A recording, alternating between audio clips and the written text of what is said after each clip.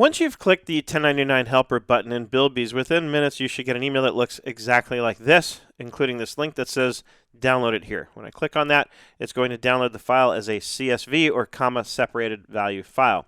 And let's open it up and take a look. The process from here should be pretty simple. So the first thing you might want to do while you're working in the file is let's just save it as an Excel file. Okay, and save. Now, the next thing I like to do whenever I'm working with a range of data like this is to format it as a table. So how do I do that quickly? Starting at A1, right? Control-Shift, right arrow will select all the way across until the last column that's got something in it, and Control-Shift down will select all the way down until the last row that's got something in it. I'll use my mouse scroll wheel here just to advance a few lines and make sure that I've truly captured everything. Once I've got the range selected, I'm going to press Control-T, like table, and it already knows the range because I've selected it. Just make sure this is checked off. It should be where it says my table has headers.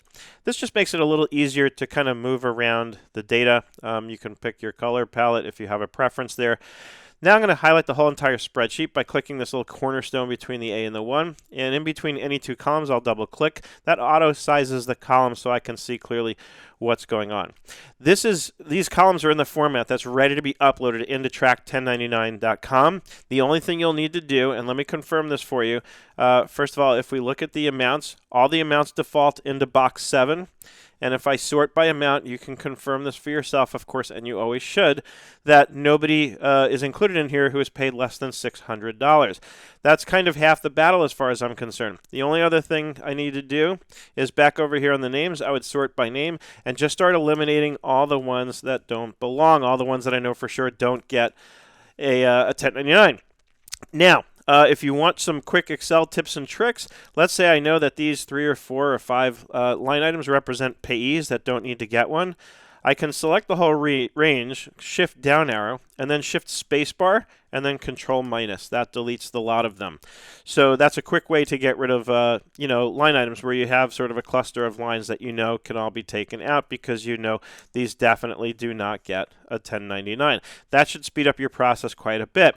This to me is much faster than going through all of these names in QuickBooks, marking them as 1099 eligible, and then running the reports to see what expense accounts were used with them and making sure those accounts are mapped as 1099 eligible accounts, so to speak.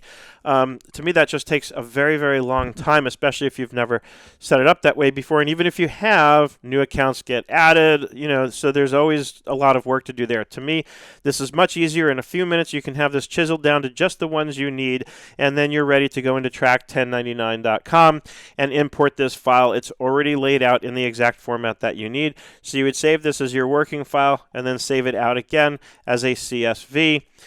Because I believe that's the format it needs to be in. I don't think that Track1099 will accept an Excel file. I believe it needs to be CSV. So just save it back out as a CSV after you're done formatting and getting everything chiseled down to just what you need, and then you're ready to go into Track1099.com and upload the file.